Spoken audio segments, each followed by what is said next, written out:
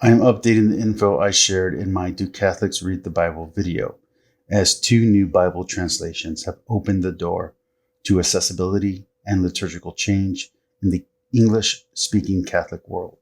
The reason for the approval of these 2 upstarts is that Catholics worldwide have grown frustrated waiting for a brand new liturgical translation, while also growing disappointed by the academic shift to liberal and inclusive language in the newer editions of the Bibles approved for liturgical readings, namely the New American Bible, NAB for short, and the New Revised Standard Version, the NRSV-CE. And the 2 translations which are causing this stir are the ESV-CE, that is the English Standard Version Catholic Edition, and the NCB, the New Catholic Bible. The ESV-CE was first approved for Catholic use by the Conference of Catholic Bishops in India, a sneaky workaround from the normal approval process. For the native English speaker who is also a cradle Catholic or generational Catholic, this could be seen as a method to sneak a Protestant's preferred translation into the Church, as many Catholic apologists and newly converted Catholics are former Protestants. The other New Catholic translation is the NCB, taking the previous designation reserved for the CTS translation. The NCB translation was approved for private use by the Catholic Bishops' Conference of the Philippines for English speakers in their territory. This is more of an easy reader translation, such as the GNT or TEV, and is not meant to take the place of any liturgical text. This is a reader-friendly Bible, aiming for clarity over vocabulary. But together, these 2 translations are posed to change the Bibles that Catholics around the world use, ending the battle between the NAB and RSV diehards, as well as usurping the GNT and subverting the CTS, both by taking the CTS's common name and by changing the intro Bible, ESL, and intellectually challenged Catholics read to partake of the Scripture and the Gospel. As for the NAB, while it is not my favorite translation, as it can be awkward in its wording, I respect the NAB for its word-for-word insistence. But let's see what the official web pages of the Vatican, the United States Conference of Catholic Bishops, the Conference of Canadian Catholic Bishops, the Catholic Bishops of England and South Wales, and the Australian Catholic Bishops Conference have to say on the matter. The Vatican. First, if you want what is recommended by the Vatican directly, you can go to the Vatican website and read the Bible for free with liturgically acceptable translations in English, the New American Bible, in Chinese, in Spanish, El Libro del Pueblo de Dios, la Biblia, Tradición Argentina, Italian, La Sacra Biblina Indizino ECI, and the Latin, Nova Vulgata Bibliorum Sacrarum Editio, with the advice posted beneath the link to these free versions stating the Holy Bible is available in almost every language on earth. In order to have access to the latest Bible version, kindly consult the website of your local Episcopal conference, which takes care of the continuous updating of acceptable translations. For the sake of brevity, I will be concentrating on the approved English language Bibles for liturgical use. That is, which translations are appropriate for official prayer and worship in the United States, Canada, Great Britain, and Australia by their respective conferences of bishops. United States Conference of Bishops. Again, this is information straight from their website. Since May 19th, 2002, the New American Bible is the only English translation that may be used at Mass and the Liturgy of the Hours in the Diocese of the United States. The only exception is for lectionary masses for children, i.e. the Children's Mass. That's it. No other exceptions. Sorry to all the haters in my comment section under my last video on this subject. This has not changed. On the other hand, the USCCB approved translations for personal use and private study by lay Catholics has expanded. As a reminder on this point, our name and right is the Latin Catholic Church in the United States, which means that if you are not in the Latin Rite, not an American, do not speak or read American English, nor a member of the Catholic Church, this list does not apply to you. Since 1983, these are the only translations of the sacred scriptures that have received ecclesial approval for personal use in the United States of America by the United States Conference of Catholic Bishops and the Apostolic See, or through a local ordinary. Any other translation approved for Catholic use prior to 1983 or outside of the United States by a conference in communion with Rome may be used by lay Catholic faithful for private prayer and personal study only.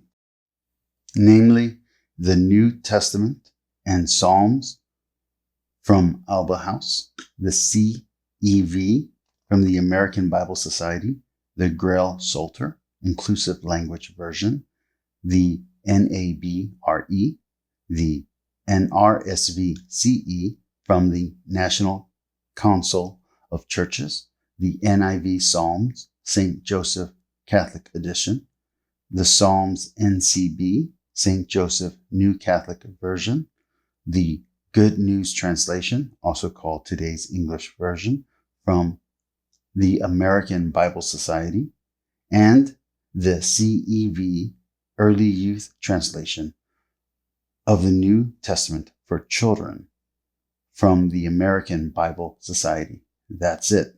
Nothing else. Deal with it. Now let's look at Canada, the Canadian Conference of Catholic Bishops. As of Wednesday, October 1st, 2014, the CCB announced the publication of a new volume of its English language lectionary based on the NRSV, effectively approving this translation of the Bible, as long as it includes the Deuterocanon.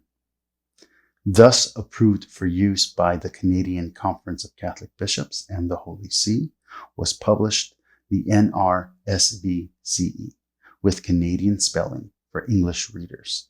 Interestingly, the Canadian Conference stresses buying, reading, or promoting the ecumenical translations of the Bible, which in theory could include more than the Deuterocanon, but also Catholic Apocrypha, with texts that would be found in Eastern Orthodox Rite Bibles. On the other hand, there is a huge stress on their website for their official French translation approved for liturgical use, La Bible Tradition Officielle Liturgique, which is the standard Catholic Bible consisting of the ordinary Catholic canon. Catholic Bishops' Conference of England and Wales, the CBCEW, not to be confused with either the Bishops' Conference of Ireland or Scotland, which are different and separate entities. The Catholic Bishops of England and Wales publicly announced on Tuesday, November 16, 2021, that it decided back in November 2018 that the Catholic edition of the English Standard Version, the ESV-ce of the Bible, should be the basis of their new edition of the lectionary to be used in their territory. We'll come back to this in a moment. Then let's look at the Australian Catholic Bishops' Conference. This conference is a bit more patched work in their preferred liturgical standards. This conference mostly defers to recommendations made by the International Commission on English in the Liturgy, the ICEL. For the Australian bishops, scripture readings come from the Jerusalem Bible, published by London Collins Liturgical, Darden, Longman and Todd, and Doubleday, supplemented by the NRSV Canadian spelling, as promoted by the Division of Christian Education of the National Council of the USA. And their psalms come from the Grail Psalms, as published by Collins. As far as I can tell, the Bible the Australian Conference defaults to is my old favorite, the CTS, just without a signifier, thanks to international copyright law and the actions of publishing houses. So why the change? For a number of years, lay Catholics have been unhappy about secular academia and progressive liberal language influencing more and more translation decisions in ever newer editions of the Bible. Knowing this, the Catholic bishops of England and Wales have been considering the publication of a new edition of the lectionary to replace the 1969 and 1981 editions. And that conference landed on the translation produced by the Conference of India, which by that time had already received the Confirmatio by the Holy See, aka the Vatican. As the CBCEW puts it, the English Standard Version, Catholic Edition, is an accurate translation of the biblical author's intent and meaning, giving dignity and accessibility of language to the words of the text and to the reader. However, the Grail Psalms is still to be preferred for the Psalter and the Liturgy of the Hours, the Divine Office, due to the Grail Psalms avoiding paraphrase while maintaining poetry and rhythm. And on both accounts, the Greater Church will default to the text finalized and produced by the U.S. Conference of Catholic Bishops. More on that later. The next part is paraphrased from the CBCEW official website. The ESV Catholic Edition is available to buy from SPCK Publishing in the UK and the Augustine Institute in the US. Both have made invaluable contributions to the review of the text and its enhancements. That is, on confirming the accuracy and conformity to Catholic principles of translation within the work of the English text as published in their given regions. Yes, the Catholic edition of the ESV does include the deuterocanonical books in their traditional places of honor. These are texts in the Old Testament where there is an ancient Greek Jewish source, but not a Hebrew Jewish one. While we have been assured by the Bishop Conference of India and England and Wales that the ESV-ce translation does reflect a Catholic understanding of Scripture, the reader should be aware that the English Standard Version is currently the preferred Calvinist translation and uses Protestant translation principles that go back to the 16th century and the Protestant Reformation, as the original ESV was not intended for Catholic use. The ESV is a word-for-word and not a thought-for-thought translation, and the ESV is directly based on the RSV, a favorite of many apologists, which in turn is based on the ASV, American Standard Version, which in turn is an update of the King James Bible, which efforts to update in this vein began sometime between 1870 and 1901. For the ESV and now ESV-CE, adjustments have been made to modernize the language and reflect the current scholarship at the time of this writing. The publisher of the ESV is Crossway, a traditionally Protestant-only publisher. So this is an odd bridge, an olive branch in ecumenical terms. The Catholic edition was done as a special collaboration between the Catholic Bishops' Conference of India and Crossway Publishing. As for the consequences to the Psalter and the Liturgy of the Hours, for the time being, these are negligible, as the USCCB holds the copyright to these texts and is not letting them go anytime soon, as a Catholic Conference of Bishops is not likely to give up their profitable holdings to a staunchly Protestant publisher. The lectionary is also relatively safe from any major changes for the moment, as it is a liturgical book based on the Latin Editio Typica, which provides the common text used by the whole Church, not just this or that conference. Unlike other liturgical books, all of these texts are translated from the Latin. For instance, in the few cases where a conflict in the reading does occur between the ESV-CE and the Latin, the sense derived from the Vulgate, that is, the Latin version of the Bible, is preferred. That's the end of the paraphrased usage of the statement on the ESV-CE, approved for liturgical use, as issued by the CBCEW. These editorial issues and reviews are part of the reason it took so long from its acceptance to its announcement. The two most powerful parties here are the International Commission on English in the Liturgy, the ICEL, and the USCCB.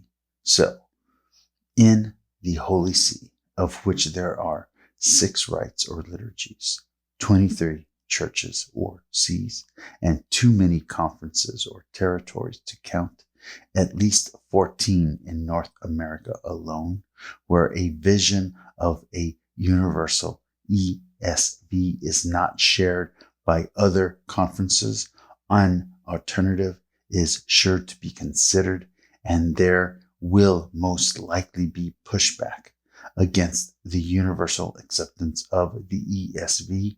Currently, there is only discussion and speculation on how far the ESV-CE could go, mostly spoken by the publishers of the ESV-CE and NCB, respectively.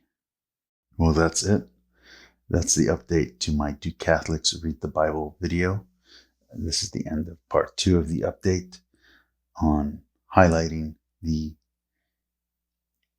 ESV-CE and NCB Bibles and what they mean for the liturgy and the greater English-speaking Catholic Church at large. Thank you so much for watching. Thank you so much for listening.